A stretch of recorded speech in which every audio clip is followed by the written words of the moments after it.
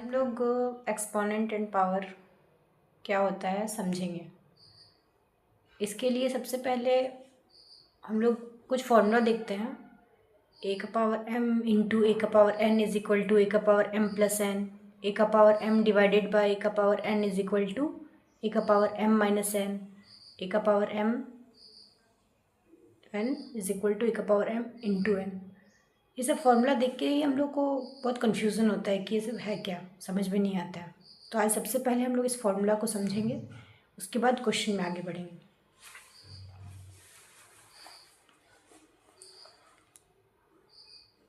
A is to, देखिए इस तरह लिखा रहता है ना, ए के ऊपर m।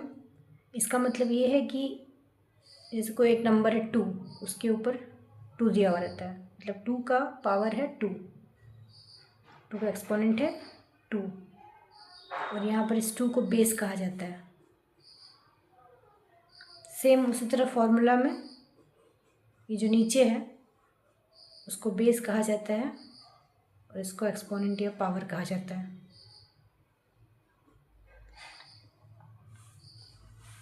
मान लीजिए 7 का पावर n रहेगा, तो 7 बेस हो गया और ये n उसका एक्सपोनेंट हो गया, पावर हो गया।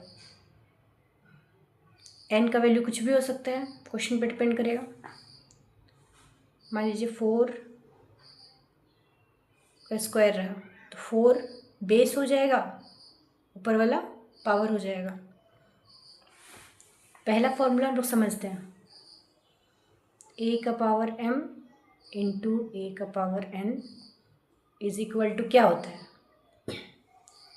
ए कोई एक नंबर है, कोई एक नंबर है, मतलब जब बीच में मल्टीप्लाई रहता है और दोनों बेस सेम हो,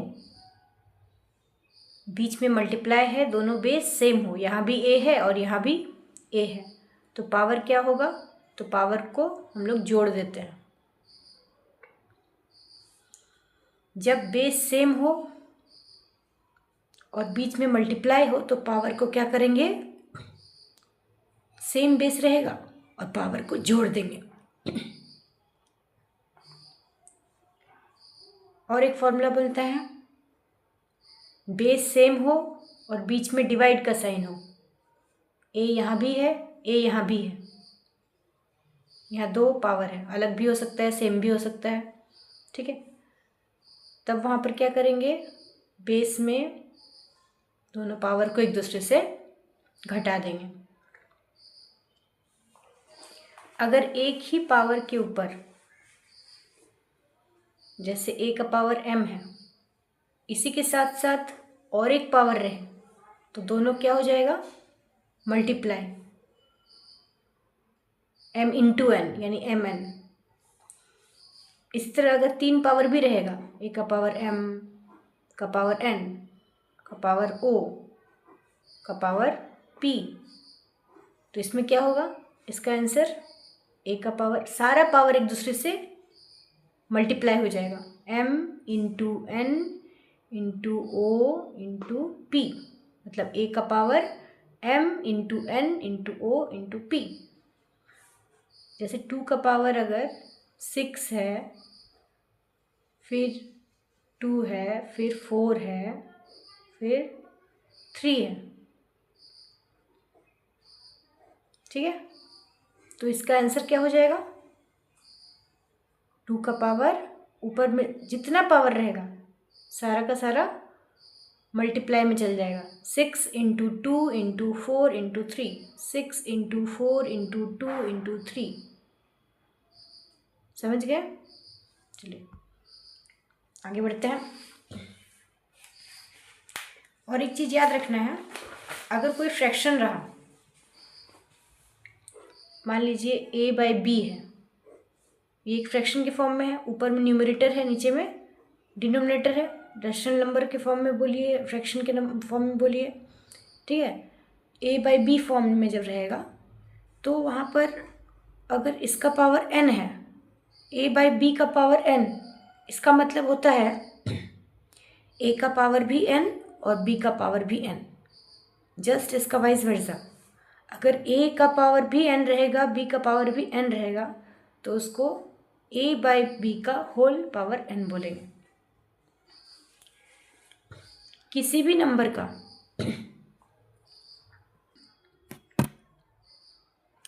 नंबर का अगर पावर 0 रहे तो उसका वैल्यू हमेशा 1 आता है।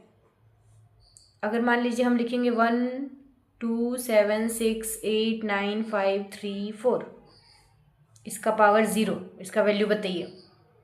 तो किसी भी नंबर का, कोई भी नंबर रहे, उसका पावर अगर 0 आ गया तो उसका वैल्यू आंख बंद करके हम लोग 1 लिख देंगे।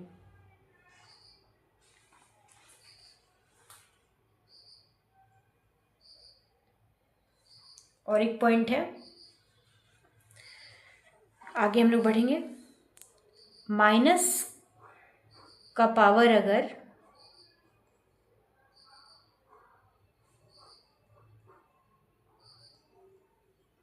दो कंडीशन होता है कि -1 का पावर कभी कभी हम लोग को रिजल्ट 1 मिलता है और कभी कभी हम लोग को -1 मिलता है। ऐसा क्यों होता है?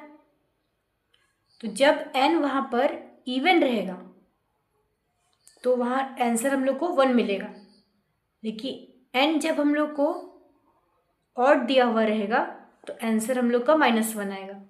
ऐसा क्यों होता है?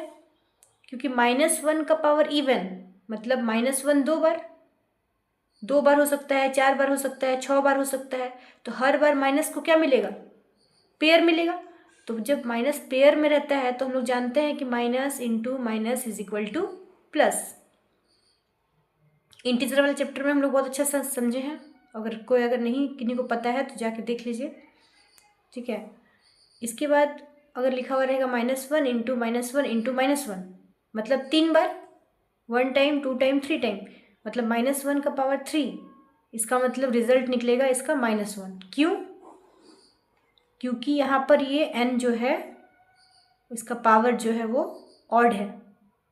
इसको एक पेयर मिला, देखिए एक पेयर यहाँ मिला, इस पेयर को हम लोग काट सकते हैं, माइनस माइनस कट गया, लेकिन एक जो है वो बिना पेयर का बच गया, इसका कोई पेयर नहीं है तो माइनस रिजल्ट मिलेगा। उसी तरह माइनस का पावर अगर 101 भी रहा तो 100 क्या है? इवन है, लेकिन 101 ऑड है, तो 100 तक वो तो जोड़ा में होगा। -1 इंटू -1 इंटू -1 जब लिखेंगे तो 100 तक जोड़ा में मिलेगा, लेकिन लास्ट का एक -1 जो है 101 वाला पोजीशन में जो रहेगा, 101 एक बार, 2 बार, 3 बार, 4 बार लिखते लिखते 101 टाइम में जब हम लोग जाएंगे तो वहाँ वो -1 जो है वो अकेला रह जाएगा। यानी क्यों अकेला रहा? क्योंकि ये वाला जो पावर था वो आपका ऑड है, तो -1 का पावर ऑड रहेगा तो रिजल्ट क्या मिलेगा? -1। और एक बार समझेंगे, -1 का पावर अगर 5 रहा तो आंसर दीजिए -1। -1 का पावर अगर 4 रहा तो 1। चलिए आगे बढ़ते हैं, अब कुछ क्वेश्चन करते हैं। इसके पहले समझने के बाद सबसे पहले हम लोग को ये सब याद होना जरूरी है, ठीक है, क्योंकि समझ के करने में थोड़ा टाइम लगता है, लेकिन फॉर्मूला याद करने से हम लोग का क्वेश्चन थोड़ा इजी बनता है, इजीली बन जाता है। चलिए फर्स्ट क्वेश्चन, 2/5 इंटू 2/5। हम पावर नहीं देख रहे हैं, हम देख रहे हैं कि यहाँ क्या है, बेस सेम है। तो जब बेस सेम है तो पावर क्या होता है? जुड़ता है। 3 और 7 प्लस में हो जाएगा, आंसर क्या आ जाएगा? 2/3 का पावर 10। 2/3 का पावर 2/5 का पावर 3 था, 2/5 का पावर 7 था, दोनों के बीच मल्टीप्लाई का साइन था। मल्टीप्लाई का साइन था a का पावर m, a का पावर n। जब बीच में मल्टीप्लाई रहेगा तो दोनों पावर क्या होता है? लोग को जोड़ते हैं, ठीक है। नेक्स्ट क्वेश्चन, 7/8 है, यहाँ भी 7/8 है, पावर में डिफरेंस है, अलग अलग पावर है और बीच में डिवाइड का साइन है। अगर पावर सेम हो अलग हो उससे दिक्कत नहीं है, लेकिन बेस अगर सेम हो तो हम लोग को फॉर्मूला पता है क्या, ए का power m divided by a का power n is equal to a का पावर m माइनस n। मतलब यहाँ हम लोग क्या करेंगे, बेस का पावर 9 माइनस 3 होगा, 7/8 का पावर 9 माइनस 3 मतलब 7/8 का पावर 6 आंसर। इसको हम लोग एक्सप्लेन करने के लिए यहाँ कर सकते हैं कि सिंस ए का पावर m इंटू ए का power n is equal to a का पावर m प्लस n। यहाँ भी बता सकते हैं कि सिंस ए का power m divided by a का power n is equal to a का पावर m माइनस n। चलिए आगे बढ़ते हैं।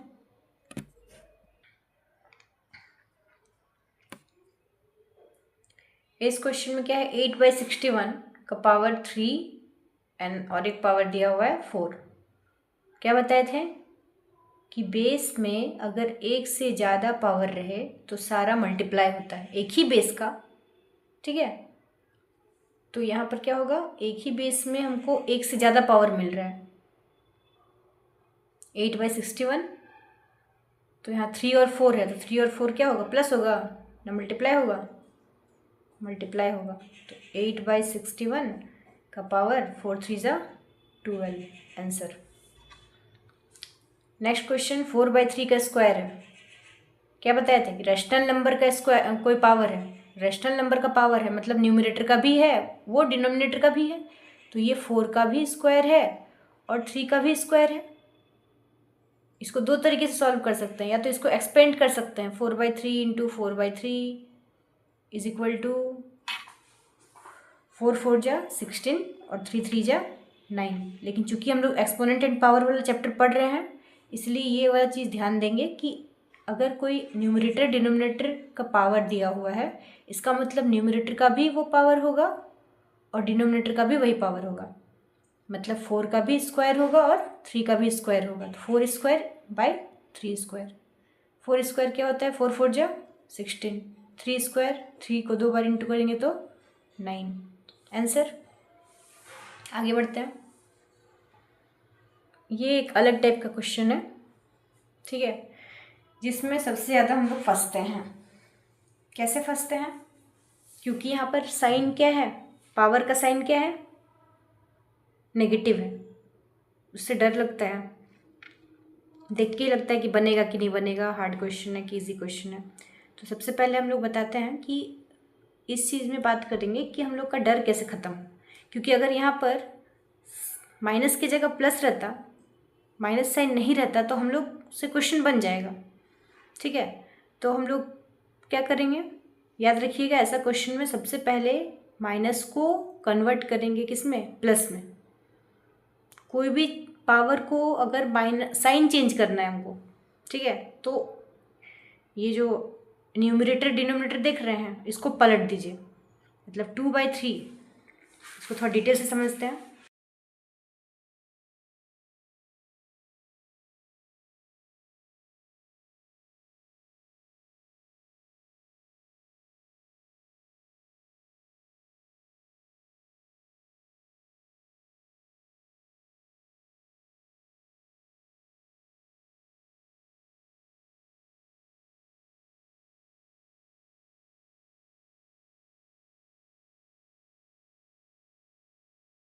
रहेगा 1/2 का पावर -4, तो -4 को हमको क्या करना पड़ेगा,